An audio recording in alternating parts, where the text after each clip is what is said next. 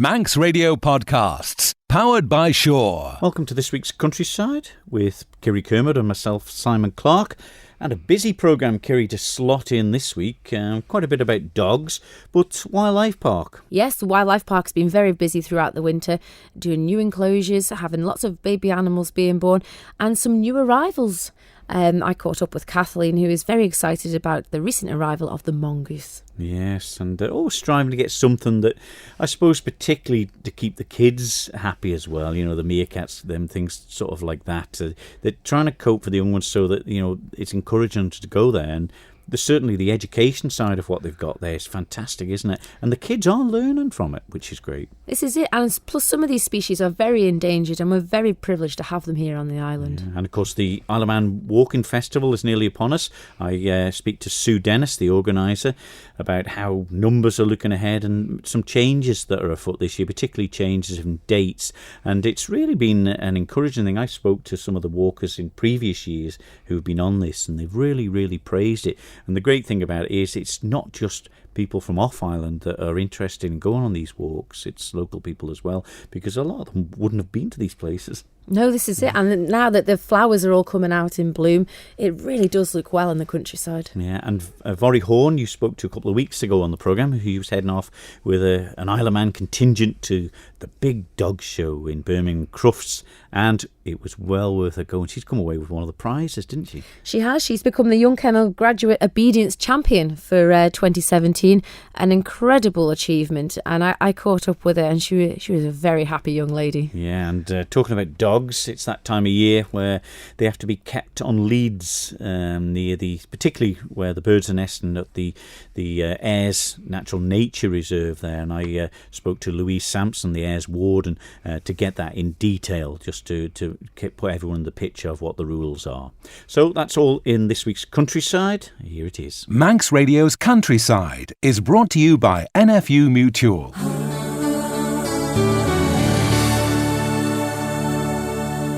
It's always a busy time at the Curragh Wildlife Park, with new enclosures being built and new animals arriving.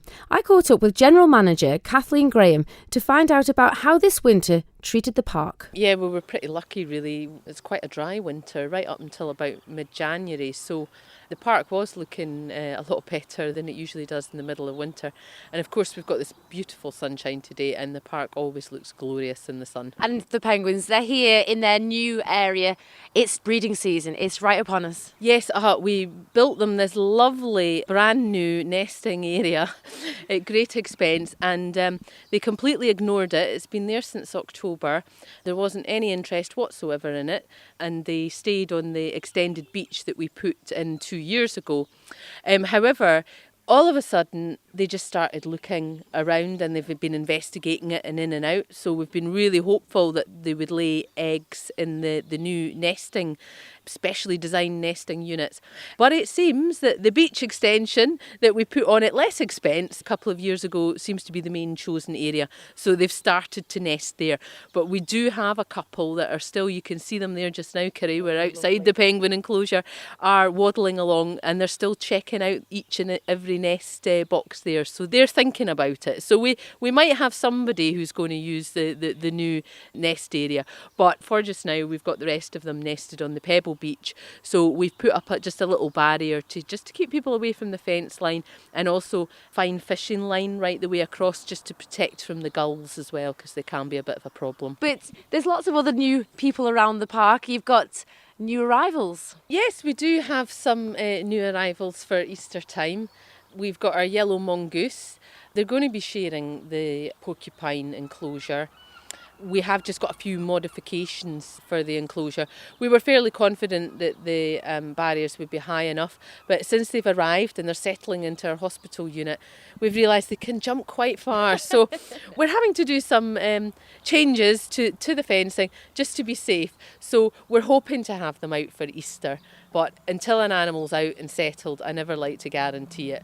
But they are here at the park. They're fabulous. I really think they're great. They've got this kind of fox-like face and a squirrel tail, but yet they kind of look like a meerkat. In fact, they're sometimes referred to as red meerkats. So we've got 6 boys. They're busy and they're active. So by sharing the porcupine enclosure, it should work quite well. They're both species that you would find in South Africa. It has worked in other zoos as well, where they've mixed mongoose and porcupines. And the porcupines sleep all day and use the enclosure at night, whereas the yellow mongoose will sleep in their house at night. They've got their own little house and then use the enclosure during the day. So it'll be quite good that there'll be something out there to see, because a lot of people say, oh, we never see the porcupines out. I say, that's because they're nocturnal. They rarely come out. They'll use that enclosure all night, but during the day you can see them sleeping in the house. They've got the window there. So we're hoping that'll work quite well. We just need to make sure that we're confident they're not going to jump out over the top there. So we're doing a bit of electric fencing, and we might need to heighten the barrier slightly. So we're working on that as fast as we can, and we'll hope to have them out for the public to see come Easter. We have a little bit of change. The fruit bats are away for a wee while, and we have some new people coming in their place. Yeah, it's always one of those difficult ones. I mean, we know that bats are popular. Some people don't like them, but a lot of people really love them. And sometimes you don't want to let go of a species at the park. But as you said, we're here in a wetland. It can be very windy in the winter time, and certain housing has, shall we say, seen its day. And although when you walk into the greenhouse area, it's really quite nice, the problem is the structure. And we did worry about that, and our concerns were, shall we say, confirmed not that long ago when a piece of the bat house roof blew off, and we were already talking about rehoming our bats to develop that area for a short while. So the bats have left the collection now. They've went to Drusilla's in the UK, another zoo, and they're going in a big walk through there with some other bats and sloths. So that clears the area now for us to redevelop for a lemur walk-through enclosure. Now, we have had issues with our ringtail lemur walk-through as it is, because people are naughty, and despite saying not to feed them, they sometimes do. But once we get this enclosure opened, we are hoping to have shortened opening times for the actual walk-through part, which we would hopefully man with our volunteers to make sure that the lemurs are safe and that the public can enjoy the lemurs without spoiling their behaviours. So it's going to be mixed lemurs, so we're going to have our ringtails in there, the gentle lemurs will be to the side, we'll have our black and white lemurs, and we're hoping to bring in red-ruffed lemurs as well. So it will be new modern housing, better fencing, better viewing. Even when the walk-through part's not open, hopefully people will still get a really good view of them. So it's important, I think that middle area is crying out for development really for a while. So sometimes you've got to make these decisions just to move an animal on, do without the bats for a while until we can focus all our resources really on getting the lemur enclosure right. And I think that's the approach that we're taking now, is when we're building better, and we're building to last in the climate. So you're open now right through till the end of the summer? Yeah, 1st of April, that's us, 10 till 6 p.m, right the way through to really the end of October. It's till the end of the half term. And then, of course, we open Friday, Saturday, Sunday at the moment. We're open February half term, Christmas half term. So we're kind of open for 300 days a year. So a lot of people think we're closed, and we're like, well, we're not really closed. We just sort of shut from Monday to Thursday in the sort of worst of the winter, shall we say. But yeah, it is sometimes in March it's quite difficult because the weather is getting really nice, and sometimes you think actually it would be quite good to get open now 7 days a week. But yeah, from the 1st of April, that's us open 7 days a week right through. That was Kathleen Graham, the General Manager of the Curragh Wildlife Park. Interesting there, the silvery gibbons and things that they're talking about, and the new arrivals. The silvery gibbons come last year, of course, but they're very rare, aren't they? And I suppose you can't skimp on facilities for them because you don't want anything going in them or them escaping, do you? I mean, the odd wallaby sort of seems to be heading round odd time, but them sort of ones they need to keep there. And got to look at changes all the time, haven't they? And that's what they're trying to do. There certainly is. They're doing a great job. There's some fantastic animals in that park and very endangered ones. That they're doing great breeding programs, and there's been so many new babies born this last couple of years, and pregnant ones ready to give birth at Easter and onwards for public to see. They're doing a really, really good job. The park is looking really well. Yeah, and it's a credit to the staff there as well. Really dedicated, and they love their job most of the time. Oh, they certainly do. Yeah. Good. All right. Well, coming upon us shortly is the Isle of Man Walking Festival. There's been one or two changes this year, and to find out more about them in detail, I caught up with the organiser of this year's event, Sue Dennis, and I put it to her that it's not far away now. Yes, the festival is in 5 weeks' time over the early May bank holiday weekend, with walks starting on Friday the 28th of April to Monday the 1st of May. It's a slight change of dates compared to normal, is it? Yes, it's about 3 weeks earlier. We decided to move it to a bank holiday weekend so that people could come over to the island without having to take too many days off work. What about the amount of youngsters we've had in the past? Numbers for youngsters do tend to be quite low. The average age is probably 55 to 65, which is wonderful, but it would be nice to have some younger people here because there are a lot of young people that enjoy walking. And once they're here walking, then they'll be able to see all the other adventure activities which are available for them. Do you look at brochures from other walking festivals to see what they're offering on their walks? Yes, we certainly do. And the one thing that the Isle of Man can offer is that we are unique. There's nowhere else, certainly in the United Kingdom, that you can go on a walk which will go from beach to summit through some absolutely fantastic countryside. If you're in Yorkshire, you'll have wonderful dale walking. If you're in Cumbria, it tends to be mountainous. Isle of Wight, perhaps more gentle coastal walking. But here we've got a bit of everything. It's a wonderful walking terrain. But we've got great guides and enthusiastic people leading the walks in the Isle of Man Walking Festival, haven't you? A lot of knowledge of pointing out areas as well, which is a great part of it. Our guides are wonderful. Without the guides, the Walking Festival wouldn't happen at all. They're all volunteers. They are extremely knowledgeable and have a tremendous love for the island. And certainly the feedback from visitors enthuses the guides, saying that they really have made the walk, the festival and the holiday. And what about entertainment? You've always had that in the past, and it's been like a package thing. I mean, is that still continued, or has there sort of been a bit of change to try and maybe encourage people who think that it's cheaper to stay with friends, things like that, or do just some of the walks without having to pay for them all, type of thing? There's been a few changes. As I said, we have 4 days of walks. Rather than a formal registration at the beginning of the festival, we're having a pop-in session down at the Welcome Centre so people can register, pick up their transport information. Then they're free to go off for a drink, visit one of our many fabulous restaurants. The last day we are still having what is hopefully not to aptly name the Blister Ball, which very much gives the visitors a chance to just chat, say farewell to their new friends. We have music, there's alcohol available to buy as it's at the Villa Marina. If people want to get involved in the festival, either helping or walking some of the walks themselves, because like we say, it is popular with the locals as well. Yes, if anyone wants to get involved either as a guide or as a walker, the best thing to do is to go onto the Visit Isle of Man website and you can download the brochure and find out all the important information, or pop into the Welcome Centre and pick up a brochure.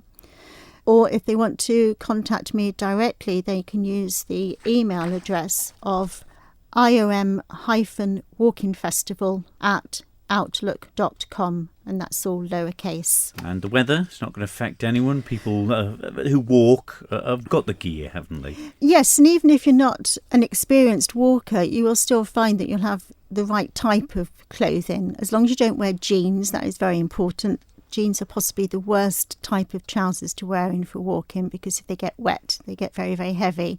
So a pair of comfortable Ginos type trousers. Sturdy trainers if you haven't got walking boots, but walking boots are preferable.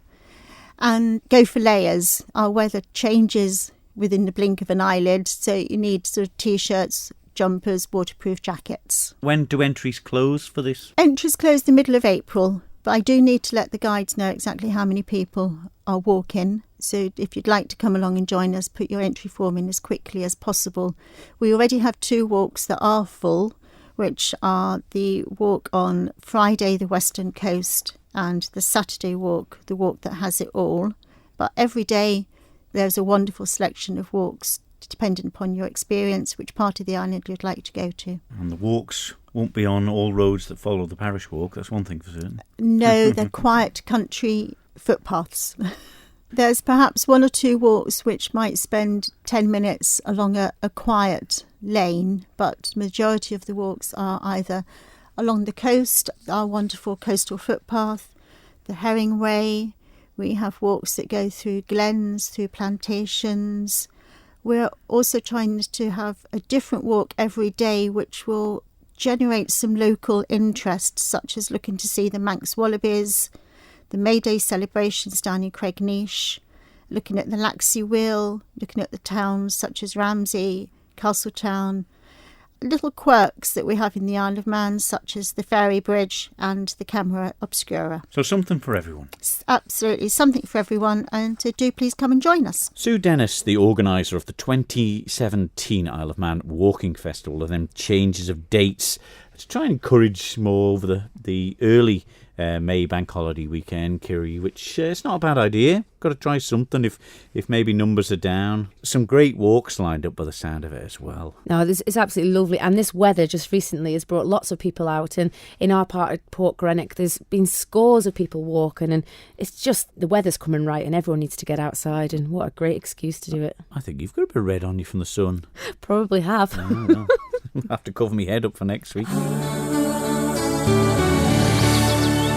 Manx Radio's Countryside is brought to you by NFU Mutual. Well, a couple of weeks ago here on Countryside, we caught up with Vorry Horn, who was on her way to Crufts with some other Isle of Man competitors to take part in the world's biggest dog show.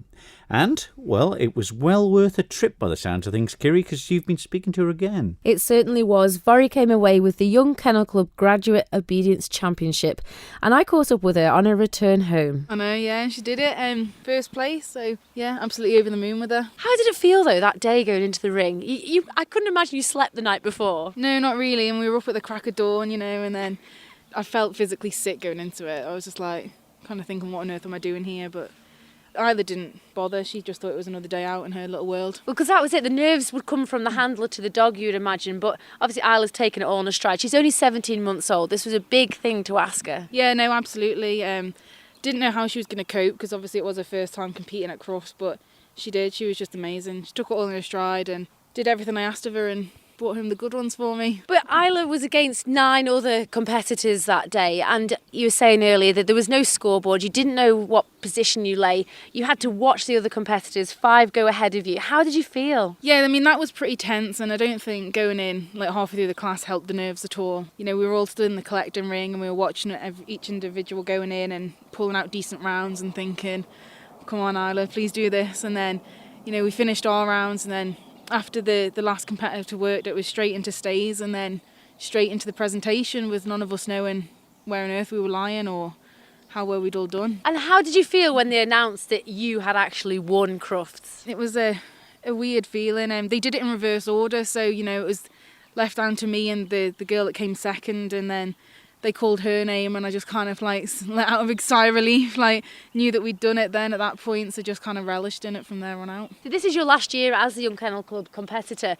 So what will the future hold now for you two? Because it's a long way to go back to Crufts again. Yeah, it is. I mean, we're going to carry on working the obedience like she has been doing. Obviously not in the Young Kennel Club anymore, but we're going to aim for the top, so we'll still be going away, we'll still be doing all the local shows, still training. But foot off the gas for a little bit now, I think. But it's no mean feat going all the way down to the NEC. Birmingham, it's the world's best dog show. Thousands of people go to watch. Yeah, so I think the Kennel Club announced that there was about 160,000 spectators this year. Over 20,000 dogs entered. So yeah, it really is the world's largest dog show. And how do you manage when you're staying down there? Will you leave Isla and the other dogs in the van overnight? Or, do they get any special treatment? To be fair, all the hotels around the NEC, they're brilliant when it's at Crufts time. The dogs are actually allowed in the room, so I was in a twin, so I had one bed, Isla had the other. Yeah, she had a bed to herself, so she was absolutely loving life. Oh, what a special day out.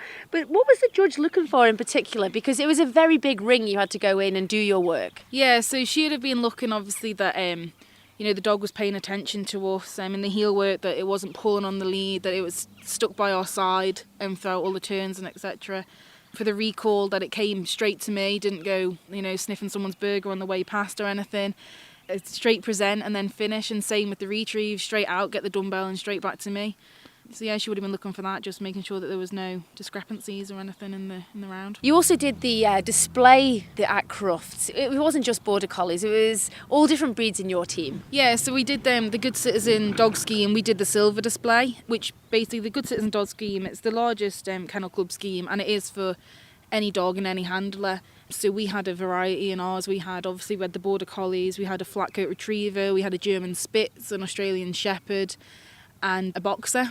So yeah, no, it was a really good mix. It was a really good day out. The display went really well. Everybody seemed really happy and seemed to enjoy it.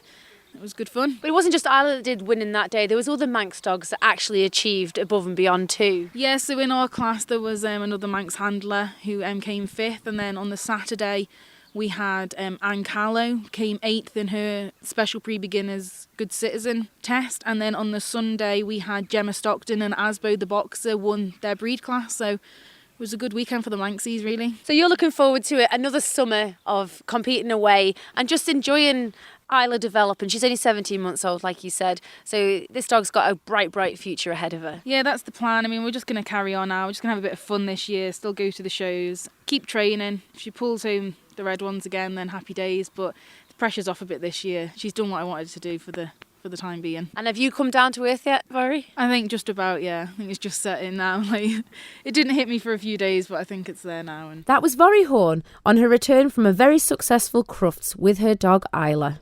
Great to see the owner or handler and the dog in perfect harmony in Crufts, which they have to be. And congratulations to Vori and Isla there with coming away, representing the Isle of Man, coming away with that. And she sounded absolutely delighted with that. It's a great honour to win something at Crufts, isn't it? And talking about dogs and obedience, of course, it's getting near the nesting season for the birds up around the northwest coast of the Isle of Man. And, of course, the Ayres Nature Reserve up there, the National Nature Reserve. And from the 1st of April, of course, the dogs will have to be on leads. And to tell me more about that in depth and the reasons why, I caught up with the Ayres Warden, Louise Sampson. From the 1st of April, dogs have to be on leads, and that's across the entire nature reserve. So the western boundary is at the end of the concrete road at Rue Point, and the eastern boundary is between Ballygenny and the Point of Ayre, and you'll see a boundary fence and a gate, and that's the east boundary. So from the 1st of April to the 31st of July, dogs must be on leads across the entire nature reserve. What is the reasoning behind this then? We have very high numbers of ground nesting birds here, which, is absolutely fantastic, and it's what we want. So we've got skylarks and meadow pipits, which make tiny little grass nests on the heathland area. We also have up to 20 pairs of nesting curlews in the heathland area and in the sand dunes. We've also got nesting lapwing up here again, and oyster catchers. Some nest on the heath, but the majority nest on the beach. And we have terns nesting on the beach and ring plovers nesting on the beach. And we've got really, really good numbers, which is absolutely fantastic. What's the main worry about what the dogs can cause? Is it mainly dogs that are troublesome? Or can be? It can be. I'm not saying all dogs are a problem, but certainly some dogs can be. And initially, when the birds are setting up the territories, having dogs off leads, running around, birds see them as a predator, and it can displace them from actually settling and making their nest. So that's one reason why. Another reason is that they all lay their eggs on the ground. Although the eggs are very well camouflaged and the birds are quite canny and they'll sneak away from the nests if they see predators, if a dog does come across a nest, there is potential that they could eat the eggs. And then once the chicks hatch out, particularly with the wader chicks, as soon as they hatch, they're up and they're walking around. They're under the watchful eye of their parents. But they are very, very vulnerable, and curlew chicks can't actually fly for 5 to 6 weeks. So during that time, they're very, very vulnerable to any predators, or if a dog came across them, potentially a dog could kill or eat it, which is why, we do say that dogs must be on leads. I suppose it's a fair one if there's some well-behaved dogs and maybe some that are a bit excitable. I suppose across the board, it's the easiest way. Yeah, we can't make any exceptions. It has to be all dogs and all dogs on leads. And it's only for a 4-month period. For the rest of the year, 8 months, dogs are very welcome to walk up here off the lead. But during that 4-month period, they must be on the lead or choose alternative areas to walk. What makes the Ayres Nature Reserve here so special and interesting for the birds to want to nest here? Yeah, it's mainly because it is a completely natural habitat. The whole of the heathland area has developed on a raised beach, so originally this whole area would have been under the sea. And you can see the original cliff line particularly well going from Blue Point along to Rue Point. And so this is quite a new area for the Isle of Man, and the habitats are still sort of developing. So we've got fantastic lichen heath here, and generally Gallic heath, which is the western gorse and heather and the sand dunes. So it's all natural habitats, and then we've got really good invertebrate populations residing in these areas, which is food for the birds, so it all adds links up. in together. Yeah, it's, I suppose, particularly challenging and interesting for yourself because you've been involved in it quite a while now. And have things changed? Have you noticed much change? Well, I originally did the job for 4 years, and then I went away for 4 years, and then I've come back again. And over that time, the number of birds nesting here has almost doubled. Really? Yeah, which is absolutely fantastic. Yeah, I mean, it's a sign that the site's being managed really well, and it's being really well looked after. So from that point of view, very good. Is it worrying that if nobody was sort of designated to keep an eye on it, the birds would move away? Certainly, there's having dogs on leads during the bird nesting season makes a massive difference to the breeding population, and also the management that we do here, makes a big difference as well. But it must be thick and thin with this job. We're here today, and it's a beautiful sunny day. It's starting off the spring, but I suppose you can't just come on sunny days. No. Well, we work right through the year, so take what comes. The Ayres Warden, Louise Sampson, telling us about the enforcement coming in place for dogs at the northwest of the island, at the Ayres Natural Nature Reserve, where they'll have to be kept on lead, during this bird nesting season, which is very important. And, well, I suppose something close to home with you about dogs not being on leads down the Langness area at the moment, Curry. You can see it from just first-hand experience. You were there, weren't you? Well, this is it. Not all dog owners are responsible, and this has been the case here, unfortunately, with 2 of our lambs being killed. They were the only 2 baby lambs out there, and to come across such a horrific sight of them lying there inside the gate was pretty awful. It's only a short stretch of coastal path. It's got a gate at either end advising of sheep, and for this to happen within this enclosure is really disappointing. What's disappointing to me is the amount of messages, the amount of people we've had on this programme trying to get the message forward. My dog wouldn't do attitude. It doesn't happen like that, and it's still happening. Mm-hmm. So come on, all you dog owners out here, let's just get rid of this from the Isle of Man, this sort of thing happening, and take heed of the warnings that we've been given out here on the programme. Manx Radio's Countryside is brought to you by NFU Mutual. Well, a packed countryside with various items, some serious and some of great joy and delight as well, particularly for Vorry and Isla there. To win something at Crufts, it must be a dog owner's dream, mustn't it? Oh, the dog would be fairly delighted too, wouldn't it? She'd be very spoilt after that, I imagine. Yes. But don't forget, if you've got anything for countryside, let Kiri or myself know. Leave a message here at Manx Radio, or you can send an email to countryside@manxradio.com. So until next week, from me, Simon Clark. And me, Kiri Kermode. We'll see you then. Bye-bye. Bye-bye. Don't sit in the slow lane. Join the fast lane right now with Shaw's all-new Superfast Plus broadband. Enjoy more bandwidth, amazing speeds and the best value on the island from just £23.95 per month. So don't be left behind. Get a piece of the high-speed action with Superfast Plus broadband from Shaw. For details, visit our stores in Douglas, Ramsey and Port Erin or click shaw.com. Love being Shaw. Terms and conditions apply.